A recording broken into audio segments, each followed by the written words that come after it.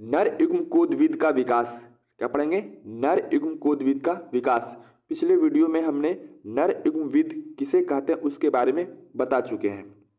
आज हम लोग पढ़ेंगे नर युग्म कोद्विद जो है उसका विकास, उसका परिवर्धन कैसे होता है। तो जैसे यहाँ पर देख रहे हैं, ये क्या है? ये एक पराग कण है। क्या है? यह एक पराग कण है। क्या है? यह एक पराग कण है। और इस पराग कण के अंदर देखिए क्या है, बाहर वाला जो बाहरी जो स्तर है उसको बाह्यचोल कहते हैं, और अंदर वाला स्तर है जो उसको क्या बोलते हैं? अंताचोल कहते हैं। और इसमें छोटे छोटे रिक्तिका पाई जाती है, खाली स्थान जगह होता है, उसे हम रिक्तिका कहते हैं।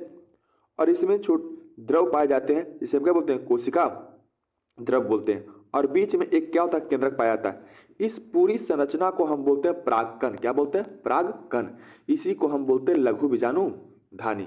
अब यहाँ पर बात यह है कि जब इसका पहली बार क्या होता है? समसूत्री क्या होता है? विभाजन होता है। तो समसूत्री विभाजन के बाद क्या होता है कि यह दो कोशिका युक्त एक गोलाकार ऐसा ही संरचना बनती है जिसे हम क्या बोलते हैं? नर युग्म कोद्विद कहते हैं। क्या कहते हैं?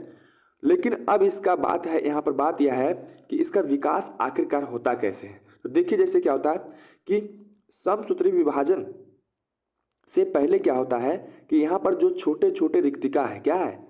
छोटे छोटे जो रिक्तिका दिखाई दे रहा है, ये आपस में क्या करती है? जुड़ना प्रारंभ करती है। क्या करती है? आपस में जो है वो जुड़ना प्रारंभ करती है। क्या करती है? जुड़ना। जब ये जुड़ना प्रारंभ करती है तो जुड़कर जो है एक बड़ा क्या होता है? एक बड़ा रिक्तिका का क्या करता है? एक बड़ा रिक्तिका का निर्माण करता है। और जब बड़ा रिक्तिका का निर्माण करता है तो जैसे देखिए यहाँ पर इस परागकण के अंदर जो एक केंद्रक है, क्या है? एक केंद्रक है, वो सेंटर में है।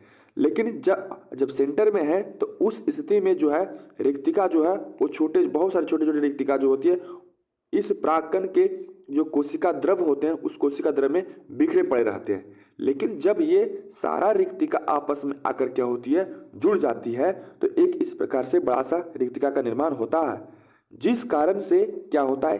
अंतःचूल के अंदर एक विशेष प्रकार के विस्थापन होता है। इस विस्थापन के कारण क्या होता है कि जो केंद्रक होता है वो परिधि की ओर क्या होती है? केंद्रक जो होता है वो परिधि की ओर चला जाता है। क्या होता है? केंद्रक जो है क्या हो गया? परिधि की ओर चला गया। अब क्या होता है? इसके बाद क्या होता है? इसके बाद देखिए क्या होता है, एक केंद्रक जो है परिधि की तरफ चला गया, ये रिक्तिका बड़ा होने के कारण।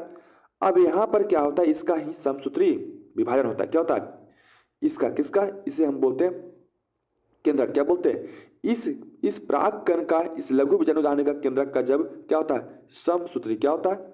समसूत्री जब विभाजन होता है तो समसूत्री विभाजन के बाद दो प्रकार की कोशिकाएं बनती। क्या बनती है? दो प्रकार की कोशिकाएं। ध्यान दीजिएगा, दो प्रकार की कोशिकाएं बनती है। एक बड़ी क्या बनती है? एक बड़ी बनती। क्या बनती है? एक बड़ी। इस बड़ी कोशिका को हम बोलते हैं कायिक कोशिका। क्या बोलते हैं? कायिक कोशिका। इसे इंग्लिश में वेजिटेटिव क्या बोलते हैं? वेजिटेटिव सेल कहते हैं। दूसरी कोशिका जो बनती है वो जो छोटी होती है, कैसी होती है? ये जो होता है वो छोटा होता है। कैसा होता है? छोटा होता है। और इसे हम जनरेटिव सेल क्या बोलते हैं? जनरेटिव सेल कहते हैं। अब इसी के बीच में क्या होता है कि ये जो पूरा संरचना बना, यहां पर जो ये पूरा संरचना बना उसी को हम बोलते हैं नर युग्म कोद्विद। क्या बोलते हैं? नर युग्म कोद्विद कहते हैं। क्या कहते हैं? नर युग्म कोद्विद कहते हैं।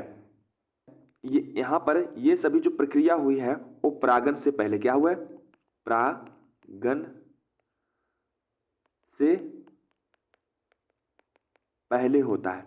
क्या होता है? परागन से पहले एक परागकण जो है वो पहली बार समसूत्री विभाजन कर नर युग्म कोद्विद का क्या करता है? निर्माण करता है। लेकिन अब जो है ये पराग नर युग्म कोद्विद जो है वो पुष्प के वर्तिकाग्र पर क्या होती है? पहुंच जाती है। क्या होती है? ये देखिए पुष्प के क्या है? ये पुष्प के जो है वो वर्तिकाग्र पर जो है वो पहुंच चुकी है। क्या हो चुकी है? वर्तिकाग्र पर जो है वो पहुंच चुकी है। तो जब यह नर युग्म कोद्विद जो है वो वर्तिकाग्र क्या होता है? वर्तिकाग्र पर जो है पहुंचता है, तो वर्तिकाग्र पर पहुंचने के बाद इसका आयतन जो है वो क्या होता है? आयतन जो है वो बढ़ने लगता है। क्या लगता है? बढ़ने लगता है। और आयतन बढ़ने लगता है, इसके साथ साथ जो है क्या होता है? इसके ऊपर एक क्या होते हैं? गैलोज नामक का एक स्तर जो है वो बन जाता है। अब क्या होता है कि इसमें गैलोज नामक स्तर जो है वो फिर धीरे धीरे क्या होता है वो समाप्त हो जाता है और जनन कोशिका जो है इस रूप में तर्कु रूप में जो है वो बदल जाता है। उसके बाद क्या होता है, देखिए कि ये वर्तिकाग्र पर जो है वो नमी को ग्रहण किया और नमी को ग्रहण करने के बाद जो है इसका आयतन बढ़ गया।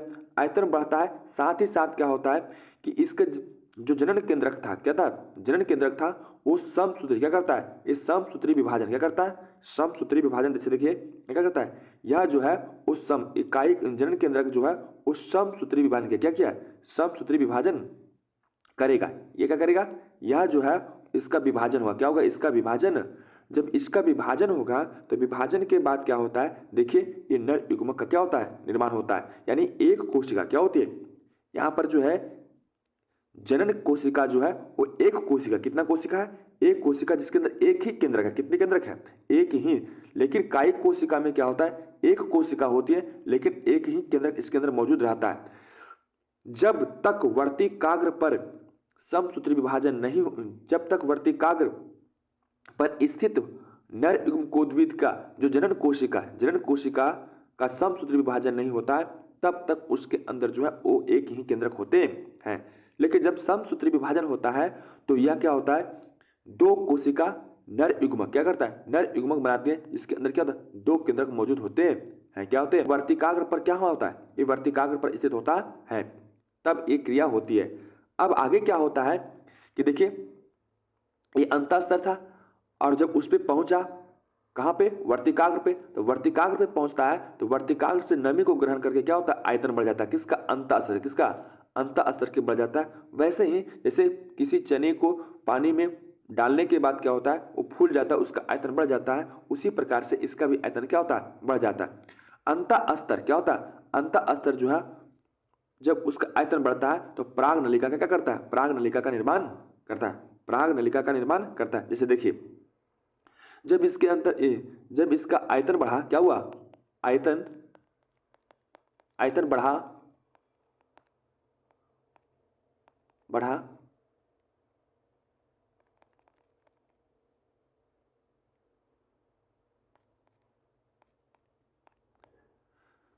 जब इसका आयतन बढ़ा तो ये अंतःस्तर जो है, इस अंतःस्तर पर क्या होता है, एक दबाव पड़ता है और दबाव पड़ने के कारण ये क्या होता है, एक ट्यूब की क्या होती है, एक ट्यूब की जो है रचना, एक ट्यूब का जो है निर्माण होता है।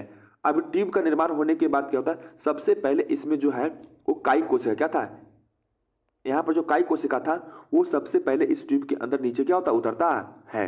अब उसके बाद जो है यहाँ पर जो इसका कोशिका विभाजन हुआ था, केंद्रक का विभाजन, जनन कोशिका का विभाजन हुआ था, तो जो युग्मक बना, अब उसके बाद ये नर युग्मक जो है इसमें क्या होता है, स्थानांतरित होता है। तो इस प्रकार से था, हमें पढ़ना क्या था, नर युग्मकोद्भिद का विकास या परिवर्धन। तो ये